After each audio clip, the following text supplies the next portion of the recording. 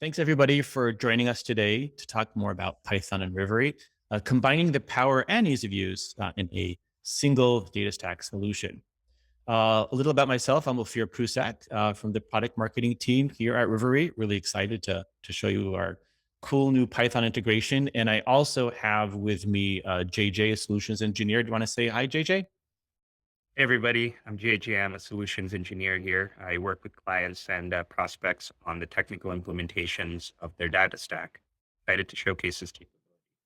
Awesome. So yeah, JJ is going to be diving into the actual demo of Python. But before we get started, what are we going to be covering today? So just in a couple of minutes, I'm going to go over Rivery for those of you who are not familiar with what we do.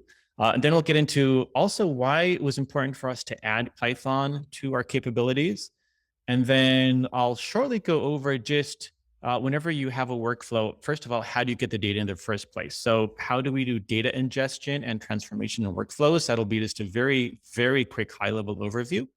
And then we'll get right into a live Python example with a demo that will show you how we've incorporated in what's our kind of a special sauce in terms of how you can now use Python in your workflows in a world-first integration with data frames. I don't want to give too much away. We'll talk a little about coming soon, and then ultimately end with Q&A. We'll open it up for questions. So before we do get started, just a quick question. I want to know for everybody in the audience, are you currently using Python in your pipelines workflows? So A, you're not, B, you're not, but you plan to, or C, yes, you are currently Python. So I'll wait just a few seconds for people to start to fill that out. As we're waiting though, let's go ahead and I will continue just to talk a little about Rivery. And in the meantime, you can go ahead and enter the usage pool. We'll close that out shortly. So just a little about Rivery. Rivery came from the world actually of BI consulting. It started as an internal tool at one of the world's largest BI consulting firms. And we realized that too many businesses were focusing on managing the data and not on the business problem. So basically, because there wasn't a data stack that we really liked, we had to put together, one thing for ingestion, another tool for transformation, another tool for workflow. We basically said, let's create the data stack tool that we always wanted. Currently, we have offices all over the world, as well as companies who are our customers, anywhere from Fortune 500 clients to small businesses. And just, again, really high level about the tool. So we provide a unified solution basically for the ELT or ETL part, which is getting the data in the first place, as well as workflow orchestration. But that's just kind of a small part of what we do. Besides having over 180 different sources, what really sets us apart is our workflow orchestration, which I want to say rivals most standalone tools. We also have support for best practices in software development, as well as deployment, things like multiple environments, deployment scripts, things like that. We also have our pre-built solutions. Those are literally one-click installs. We call them starter kits, which allow you to, it's kind of like a template, which allows you to, with one click, install all of the pipelines in the workflows and the SQL scripts, whatever that you'd need to do something like pull data from all your social media into your data warehouse. And we even support reverse ETL if you want to push data back into your operational systems. But what I like to say is that almost all of our customers say that ultimately what they like about Rivery is that it literally does the work of at least one full-time data engineer. And it really allows them, again, to focus on doing the business stuff and not having to worry so much about the data engineering stuff. So at this point, I do want to take it back to the usage poll. I think everybody should have filled it out. I do want to ask real quick, Alex, who's also on the call, kind of curious to see what the breakdown is in terms of people who are currently using Python in their workflows. Yeah, sure thing. So it's a pretty even split. We have 35% not currently using Python, 30% not currently, but planning to soon, and then 35% currently using Python in their pipelines. Awesome. Awesome. Okay. That's really interesting. I think definitely we've seen most people are either thinking about it or are already doing it, which brings us to the next question of why we added Python. So Rivery, again, as I was saying beforehand, we really wanted to create the kind of easy to use, I don't need to think about it solution, which is usually falls in what's called the no-code solution. And these are very easy to use, really fast to get up and running. But what we found was that at the end of the day, even though most no-code solutions have simple capabilities, we did have some pretty good capabilities, I will say. And our solution has always been able to address probably 95% of use cases, but we were never as powerful as some of the programming language-based solutions, which again, we found they were hard to use, but they did support everything. So we were kind of figuring out what we need, and we realized that yes, there are those edge cases or are those specific scenarios that we just can't do with a no-code solution. Things like machine learning, complex data analysis, certain optimizations. There are things you can do in 5 lines of Python that might take you 200 lines in SQL. And ultimately custom connectivity. Even though we do connect to quite a few things out of the box, there are a few things that we couldn't. With Python, you can connect to just about anything. Which ultimately, I want to say, currently our solution now with Rivery, you can use the ease of use of a no-code solution with most use cases. And for those other things you want to do, you can do it with Python. So without further ado, I actually do want to show you really quickly just the data ingestion and the transformation side of what it's like to use Rivery. And that will be the basis of when we show you how you can manipulate the data, ultimately, where did the data come from? So let me just really quickly here, sorry about that, jump to the actual interface. So this is what the interface looks like in Rivery. This is just the dashboard. As you can see, kind of ultimately what we call rivers are the data pipelines and the workflows. But I want to show you how easy it is just to create a brand new connection. So let's say you want to pull data from Google Analytics or Intercom or Salesforce or even a database. It can be a MySQL database or something else. I just click what we call source to target. We're going to pull data from a source. And you can see here we have quite a few different sources of different types. They have CRMs, Google Sheets, emails, payment systems, relational databases, MongoDB, storage, et cetera, But for the sake of this, I want to show you, let's say I wanted to pull data from the Intercom, and I wanted to push it to Snowflake. So I just pick Intercom, and I'm going to leave everything to the defaults. Here under the target, I'm going to pick Snowflake, and I can create a connection I already have from beforehand. Again, into the source Intercom, this is my Intercom connection. And here's a cool thing. We have something called predefined reports, which are basically, we already know this is a type of data you want to be pulling. So I can just do a few check marks. So this is data I want to be pulling. I hit the settings. I can schedule and not schedule it. I can save it and run it. And that's it. That's literally all you need to do to set these things up. And if I go back to my activities, I can see, for instance, earlier today, I ran a Google Analytics sync, and it can see that it ran and it succeeded, and I get my logs and all that kind of really cool stuff. So I just want to show you how easy it is to pull data from a source and push it to a target. And the last thing I want to do right before we get into Python is something called a logic river. So logic rivers, this is where we do our workflows. And here you can create a workflow, which is multiple steps. So I can have step 1, which would be, let's say, pull data from a certain source and push it into my data warehouse. So this will say get the data. And then here it can be run the Google Analytics river that I did. So ultimately, I'm going to get the data from what I already set up. And then the next step, I'm going to do, let's say, run some SQL transformation. A few cool things to notice. Also, you can run a certain amount of steps once. You can loop through a certain amount of steps. You can create conditional logic. And this is literally just the tip of the iceberg of what you can do. But what we've seen is that our customers are able to create the workflows that they need without having to use another tool, as complex as it may be. And we'll show in a second what we can do with Python, but it allows you to do all the types of things you need to do with a single tool. So I promised you this would be about Python. So what I'm going to do right now is actually hand it over to JJ, and let me go back to here, who will be able to take us through how do you actually use Python as part of what we call the logic river. So thank you very much, JJ. Thanks, Sophia, for that intro. Go ahead, share my screen, and dive right into our implementation of Python. So here, as Ophir showed you guys before, the Python logic is implemented within a logic river. And right off the bat here, you see a couple of things. One of them is that if you were to scroll and select the step type, we have a new option now. In addition to all of our current previous offerings with action rivers, snowpark, uh, and SQL transformations, we have a Python step. And within Python, you notice some things right off the UI. You can import a file, so you can develop this Python file in like a standard IDE like PyCharm or Sublime Text or whatever you use. Jupyter Notebooks is another common one, or you can write the Python code inline. Here we have sort of certain examples that we've commented out for some common use cases. But of course, feel free to edit, delete, whatever you need to do build your Python implementation.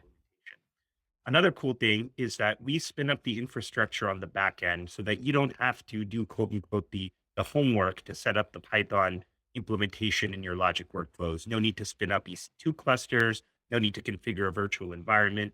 All of that stuff is already done for you so that you can focus directly on writing the code. You can here select the resource size. Depending on the volume of computation that is required for your Python script. In certain cases, you might be doing something small, like say pushing files to an endpoint or pulling small amounts of data from a REST API. The extra small warehouse might suffice. However, if you're doing certain more complex functionality, like building large machine learning models or storing large data frames of data, you may need more RAM or CPU cores, and it's as easy as just selecting the resource size that you need, and they'll automatically spin up the appropriate cluster on our backend. Another cool feature here is the ability to install custom packages. You'll see right off the bat that we have certain packages that come standard with our Python virtual environment. And these include some of the most popular data engineering and data science libraries like Pandas and scikit-learn, NumPy, anything you need to sort of create those basic data science or data engineering flows. We also use the request library in the case of building custom connections to APIs. You don't have to re-import those packages. If you, however, do want to install some sort of package, maybe something like TensorFlow, you simply select the package. And if you want to indicate a specific version, use the equals sign, and then, pick the exact version that for your implementation. If you're using a requirements.txt file in sort of many standard Python installs, you can just copy paste the contents of that requirements.txt file into here. And if any of the packages overlap or have a different versions, the packages specified in this box will override the ones that are in our virtual. If you want to say revert to an older version, you have the option. Another cool thing is we now have a custom data structure that we've created just for Python, and that is the data frames data structure.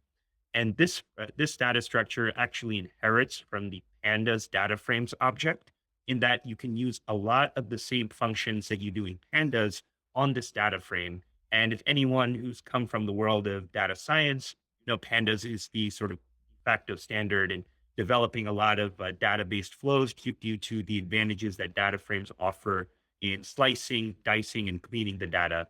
So we've implemented our own version of data frames in Rivery.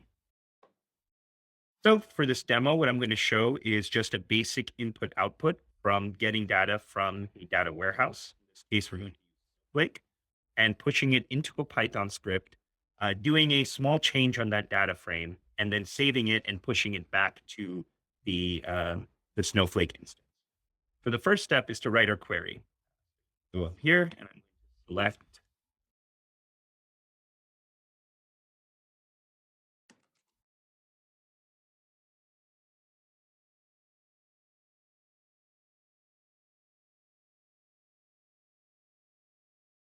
And now we have a handy little preview feature here. You write your query. You can also see what the results of that query are and get a preview for what you're about to push to your data frame. Second is a very simple table, just 3 columns, an ID, text, and then a Boolean column for true or false. And we're going to take the output of this query and push it to a data frame. In this case, we're going to choose hello world. And that's it.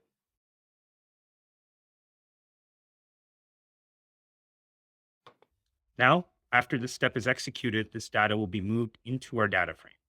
But what we want to do is we're actually wanting to take this data and move it into our Python script. So now we choose Python, and within our code, we use a Rivery specific syntax to bring this data into our workspace. The exact syntax is from Rivery data frame import hello world. Now with that, we are able to bring this data into our Python virtual environment and work with it. The first thing we want to usually do is print this data to the logs. And this is sort of another functionality that I'll go over after the river executes. And this one has to do with being able to print out any statements that you need as you are writing your code. So this is very useful in debugging, and we support the sort of standard F-string syntax when printing logs. And another thing that we want to always print is always print the data types, so we can see not just what the contents of our data frame is, but also the data types that are associated with it. And then lastly, we're going to make a small change to this data frame in that we're going to add another record.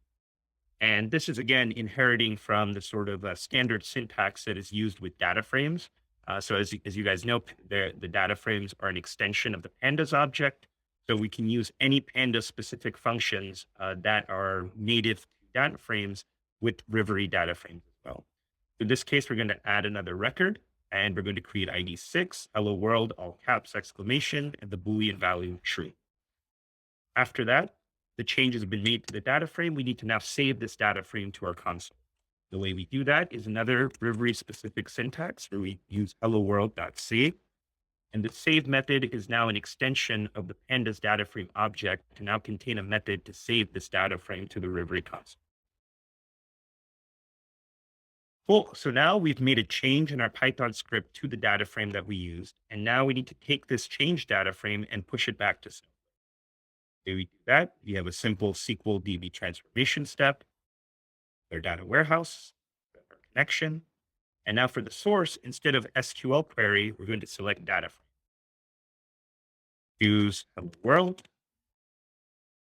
And our target is going to be a table.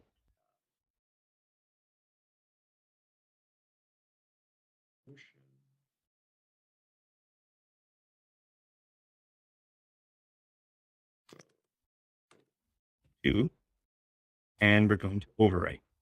So with that setup, we have set up our basic input output to our data frame, to our Python script through data frames, made a change, and then pushed this change to our data warehouse.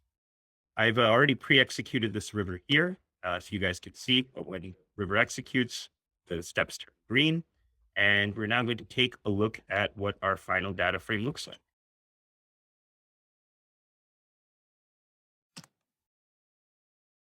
So here we see that additional record that we created in our Python script and appended to our data frame and has now reflected in our actual table within Snowflake. So that is the first example, obviously very simple, but just showcases sort of the simplicity of using Python within the scope of this the Rivery UI. But what I want to show is sort of a real world use case and what that would look like in UI. The one example that we've seen with many clients is bulk loading to a custom API. So one example here is us retrieving data from, in this case, Azure, pushing it into variables, creating an action river, which is our sort of interface for creating an API call to obtain a special access token, and then passing this data as a CSV file into a custom API. So here we see we use a very similar syntax to bring variables in. We bring in these variables that we've set in earlier in our flow. You can see with getting the access token, we've created an API call. We now get this API token, and then we get the data and certain other metadata from our tables that we're extracting. Once this data has been pushed into our virtual environment, we create a CSV file with the sort of data frame to CSV function, again, pandas native, and then push this to a custom API endpoint and upload this data to the endpoint. So this is very useful in the cases of sort of reverse ETL and allows for bulk loading of data via reverse ETL capability that you can custom build in Python. Once we do that, we also save certain metadata from this process, such as the status of the response. And when we save this response status, we're now able to trigger other pieces of the flow depending on what status we get back um, from our upload.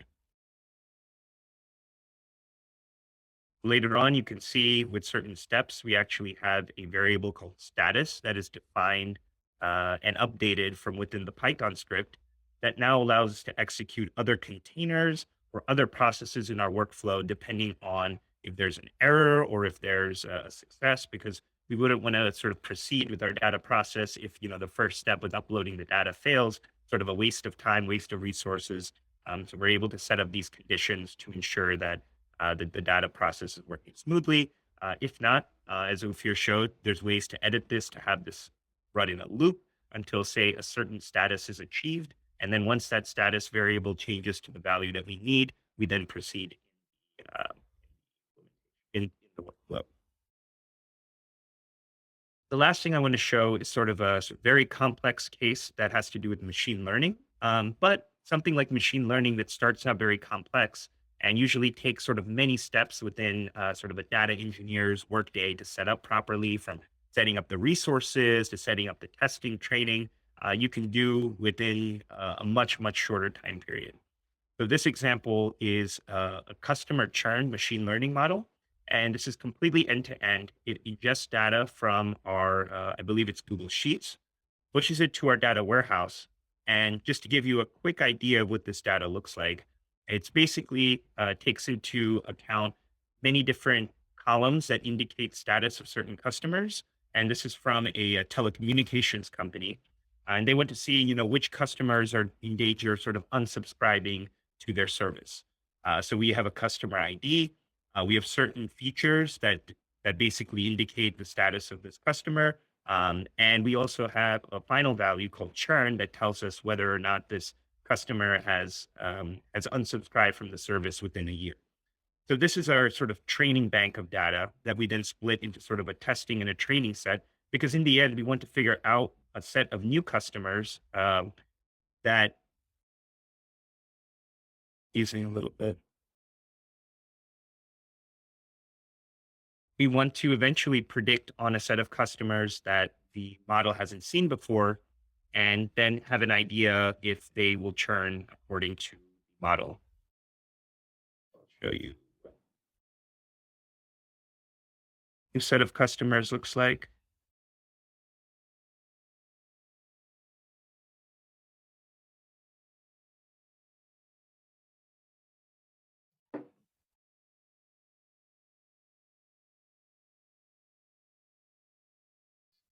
And customers, and we want to figure out whether, based on these features, that uh, whether or not they are likely to churn.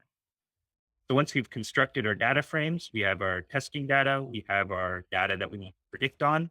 We then build the machine learning models. And in here, you can see that not only are we using sort of the popular data science libraries, but we're also sort of modularizing this code and embedding certain helper functions that we want to use in either encoding this data, pre-processing this data, uh, and sort of building our train test split. So sometimes with data science best practices, you want to try to create as much modularity as possible. It helps with debugging. It helps with being able to figure out what steps in the process can be optimized. So we've done all of that. We've created all of our helper functions, and then we've used the features that we want to predict on. And then in this case, we've actually built three different models: one logistic regression, one linear regression, and one decision tree. We've also then printed the accuracy scores for all of these based on the value that will tell us sort of what is the most accurate.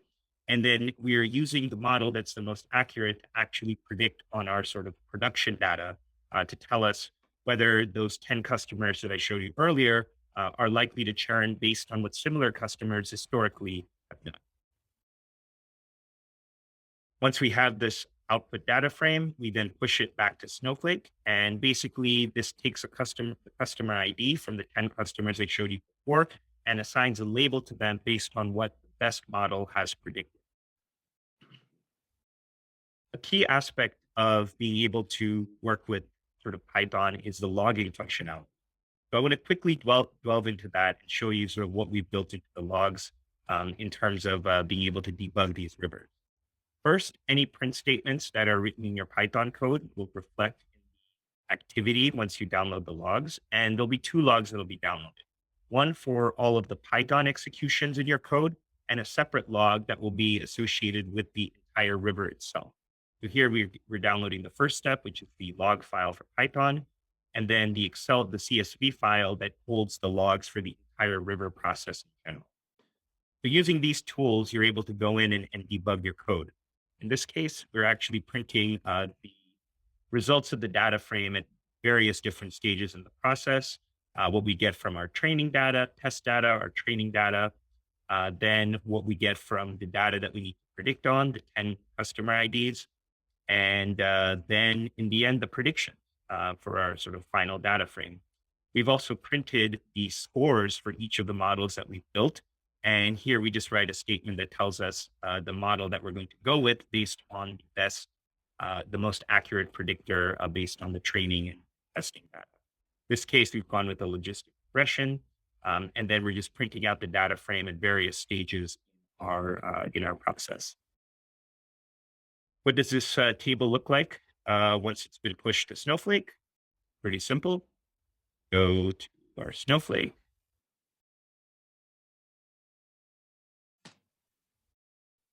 And yep, we have a customer ID for the 10 that we wanted to predict on. And now we have a churn prediction on each of these.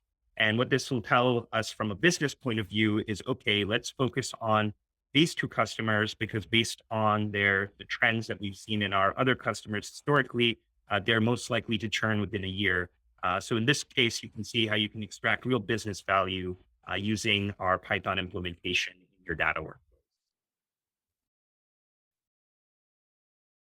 With that demonstration, I want to turn it over back to Ophir. And thank you guys for your attention. Thanks so much, JJ.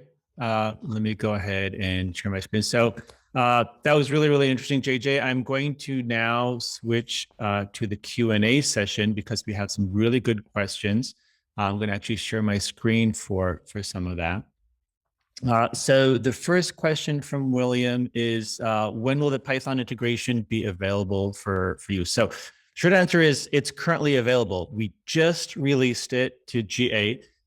You can start using Python. A few things to be aware of. If you sign up to Rivery, to the free trial out of the box, you're not going to see Python. So you do need just to let us know, just contact us either by email, or if you go here to help, here under help, and you just open a support ticket, just ask, hey, I'm in a free trial. Can you open up Python? We will open it up for you. The way you can know if you have Python or not is when you go here to create, and if I do a new logic river here under the logic step, if you see Python, that means it's on for you. If you don't see it, it means it hasn't been turned on. For all paid accounts, so I should say for all paid professional accounts, they do include Python. But if you don't see it in the free trial, again, just let us know and you can play around with it. There's also a question from Gordon. Is there a cost associated with adding more resources to the river?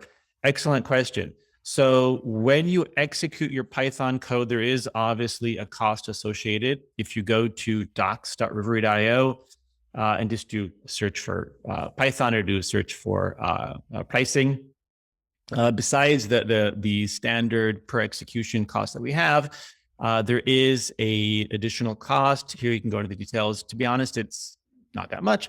But yes, there is an additional cost where you can see the extra large would be more expensive than the extra small, for instance, and accordingly. These are all based on AWS costs. So this is how much it will cost you. There is also a question from, one quick thing to note also about Python being already available for everybody. At the moment, as part of our release, we do have Python available specifically in terms of what we support. It is Snowflake, and it is Redshift. So right now we support for data frames, I should say. In terms of data frames, anybody can run Python. But in terms of data frames, the thing here which JJ was showing, if I do here, I want to go, let's say Snowflake, and I want to here, say I want to run a SQL script and I want the target to be a data frame. This ability to have the target be a data frame, or to be able to pull data from a data frame back into your warehouse, that currently is only available on Redshift and on Snowflake, and the other data warehouses are going to be added soon. I'd like to jump in. For all data warehouses, we do support moving data into variables, and there are ways to work with variables in Python and convert a variable into a data frame. If you have questions on that, I'm happy to work with you for anyone who's currently using Rivery. Thanks a lot. That's a great point, JJ. We didn't go too much over variables, but if you're talking about smaller amounts of data, then definitely you can use our built-in variables, which allow you, again, to pass data between steps or even between environments. There's also a question, can you create multiple data frames within one cell? So what you can easily do, and I didn't go into too much when I showed you the logic reverse, but if I here add a container, run once, and I do parallel steps, I can have here in a single step, and add a logic step, I can have here 2 different steps which happen in parallel. So I could load data into, let's say, here, data frame number 1, and I could load data here into, let's say, data frame number 2, and this would happen in parallel. So you can definitely load data into multiple data frames as part of one of your logic steps, and then your Python script can use both of them. That's definitely not an issue. That's not a problem. There's another question here. And this, I am going to pass it off to Gilad in terms of Rivery and PySpark. So can you talk more about data frames with regard to Rivery, and is there a PySpark data frame? So I don't know if JJ, you can answer this, or maybe Gilad. So Gilad is one of our senior developers who actually is a person behind the brains of the Python integration. So I'll take it over to you, Gilad. Hi, everyone. So the data frame in Rivery is based on Pandas data frame and not PySpark. Regarding the data frames regards to Rivery, it will be great actually if we can have more details about the question. But there are 2 scenarios using data frame. One that Ophir just showing is using data frame as a source or as a target. And behind the scenes, the data will be stored exactly as Pandas data frame. And inside the Python, just as Ophir is showing right now, you can simply load the data frame into the Python script. And again, same methods and same object exactly as Pandas data frame will be available for you inside the Rivery Python. Thanks so much, Gilad. Thanks so much. So I do want to just really quickly, just to reiterate, I guess what we talked about initially, is that the flow ultimately in terms of using Python as part of Rivery, for the most part, is that you're going to be creating, let's say, a logic river where the first step is going to be getting the data you want into, let's say, data warehouse. Then from the data warehouse, it'll be pushing it to a data frame or multiple data frames if you want. Running your Python script, where in the Python script, you have direct access to those data frames, and then ultimately probably want to push it back from the data frame back into your target data warehouse. So that's kind of just a high level. And again, this is an industry first. I don't know. I'm pretty sure there's nobody else who has a ETL tool, which allows you just to use a data frame as a source or a target. And this means now you don't have to deal with all the plumbing and all the stuff which you usually need to do to get data in and out of a Python script. So I'm looking through the other questions. I think that's it for the questions. I'm going here through real quick. Yeah. So I think that's it for the questions. If you do have further questions, again, anybody can just go to Rivery and you can just sign up here to a free trial. And again, if you are part of the free trial, you do need to let us know that we can turn on Python. And also, if you have any specific needs, you can definitely get one of our sales engineers, maybe even JJ, who can help you set up. One of the things that we don't talk about enough is that our onboarding support is literally second to none. And when you try out Rivery, we don't just throw you into the water and say, go for it. We actually help you solve your specific problems that you're trying to solve. So you'll definitely get some world-class support as well.